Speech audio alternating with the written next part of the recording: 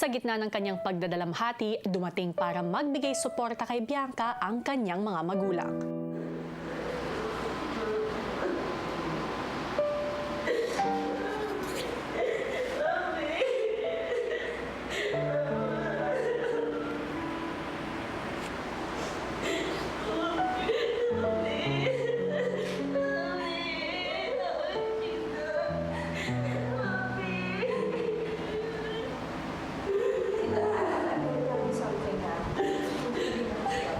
So, alam mo yung death niya, it came with a purpose.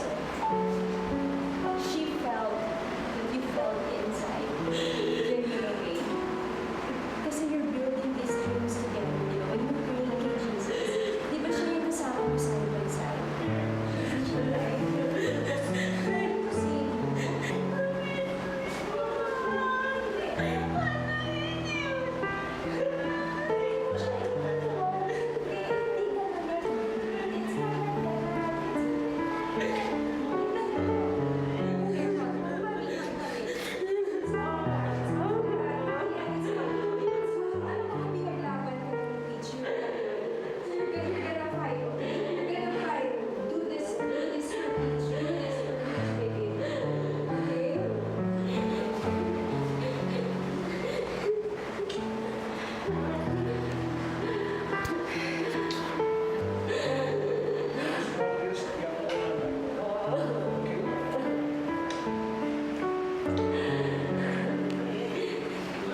Sa totoo lang, kuya, hindi ko po talaga na-expect na magsasama po si mommy and daddy ng ganun.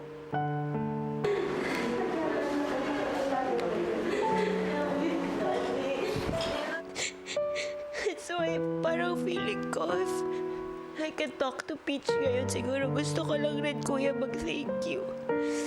Kasi I haven't seen that in a while. I haven't hugged the both of them.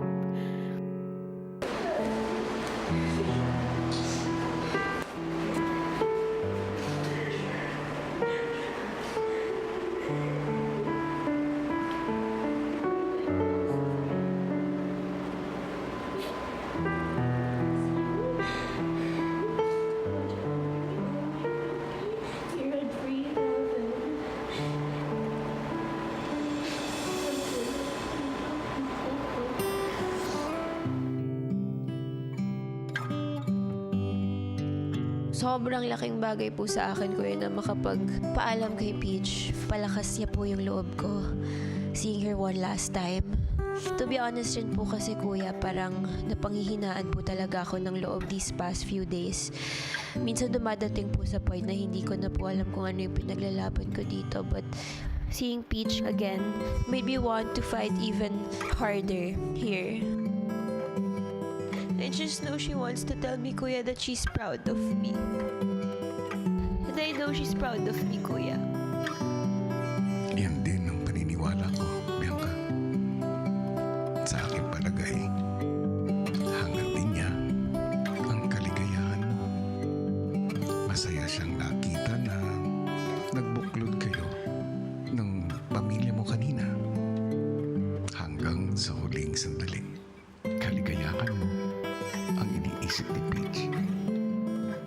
Marahil, Bianca, ay hindi mawawala ang sakit ng pagkawala ng itinuturing mo ng isang kapatid. Pero hindi rin mawawala ang pagmamahal na naibahagi niya sa'yo.